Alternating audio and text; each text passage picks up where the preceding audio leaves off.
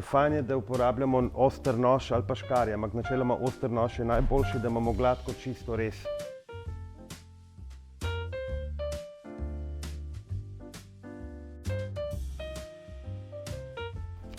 Zdaj nekje lahko liste samo potegnemo, tukaj jih moramo obrezati, da ne ranimo stebla, ker drugače pride do nepotrebnega gnitja.